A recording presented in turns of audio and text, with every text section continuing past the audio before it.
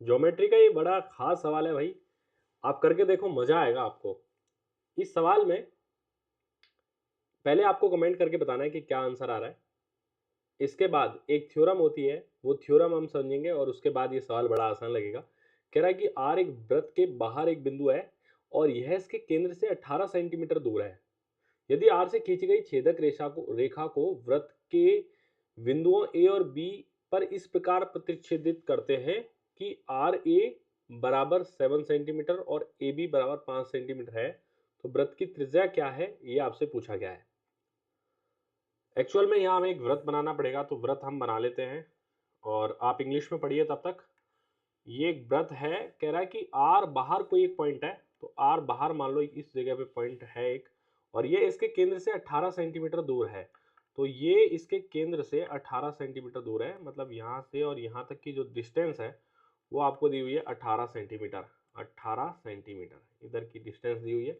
कह रहा है कि आर से खींची गई एक सीकेंट छेदक रेखा यानी कि सीकेंट आर ए इस प्रकार है, बिंदु ए और बी पर इस तरीके से प्रतिच्छेदित करती है कि आर ए बराबर 7 सेंटीमीटर और ए बी 5 सेंटीमीटर है।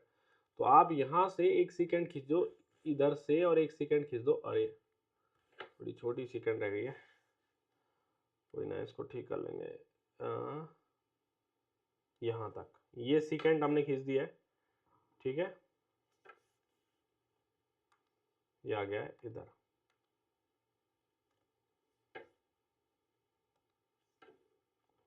तो आर से ये आ गया हमारे पास में ए पॉइंट और ये पॉइंट है बी, इस तरीके से कि आर ए इक्वल टू तो 7 सेंटीमीटर, ये तो 7 सेंटीमीटर दिया हुआ है और इधर वाली जो वैल्यू है वो 5 सेंटीमीटर है। तो वृत्त की त्रिज्या बताओ क्या है। वृत्त की त्रिज्या मान लेते हैं ये ओ पॉइंट है और ये आर पॉइंट है, ठीक है। इसको हम थोड़ा आगे बढ़ा देते हैं इस तरीके से, तो ये भी हमारे पास रेडियस हो जाएगी।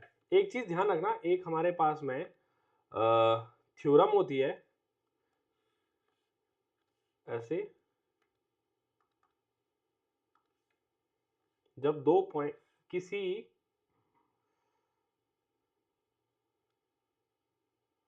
बाहर के पॉइंट से दो सेकेंड खींची जाती है इस तरीके से, ये P है, ये P पॉइंट है, ये A पॉइंट है और ये B पॉइंट है, ये C पॉइंट है और ये D पॉइंट है। तो हमारे पास फॉर्मूला होता है इसके लिए, एक थ्योरम होती है, PA इंटू PB बराबर PC इंटू PD।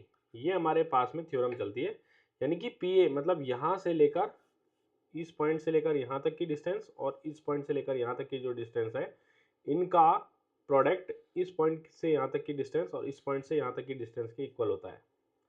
तो आपको यही करना है कि यहाँ पर ये 7 दिया हुआ है और ये टोटल 7 और 5 12 हो गया, तो R A into R B लगेगा, तो 7 इंटू में 12 इक्वल टू लगेगा ये 18 है यहाँ से यहाँ तक, तो 18 माइनस आर होगा क्योंकि कंप्लीट यहाँ से यहाँ तक 18 है, ठीक है। और ये अगर आर है तो ये जो डिस्टेंस है वो 18 माइनस आर आई, और ये 18 से आर ज़्यादा हुई, तो ये आया 18 plus R into 18 minus R into 18 minus R. बहुत बार ये एग्जाम में पूछा हुआ सवाल है, तो इसको सॉल्व करेंगे तो ए प्लस बी ए माइनस बी के फॉर्मूले से 324 माइनस आर स्क्वायर आएगा।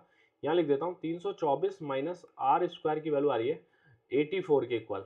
तो आर स्क्वायर आ रहा है 324 में से अगर हम 84 माइनस करेंगे तो हमारे पास वैल्यू आ रही है 240 240। तो आर स्क्वायर जब हमारे पास 240 के इक्वल आएगा तो यहाँ से 16 कॉमन लेंगे हम, तो 16√15 वैल्यू आएगी, मतलब 16 इंटू 15 लिख सकते हैं हम इसको, तो 4√15, 16 का रूट करेंगे तो 4√15, जो कि ऑप्शन में यही आंसर आ जाएगा। ठीक है, काफ़ी सही सवाल है। इस थ्योरम का इस्तेमाल करना है, P A into P B बराबर P C into P D, और ये सवाल हमारे लिए आसान बन जाएगा। आसानी से हम इस सवाल को कर सकते हैं। सीजीएल 2024 में पूछा गया है, इससे भी पहले ये कई बार सवाल पूछा गया है, तो प्रीवियस ईयर के सवालों में से ही आपको एग्जाम में सवाल देखने को मिलते हैं। बस इतना काफ़ी है, यही करते रहो आप। धन्यवाद।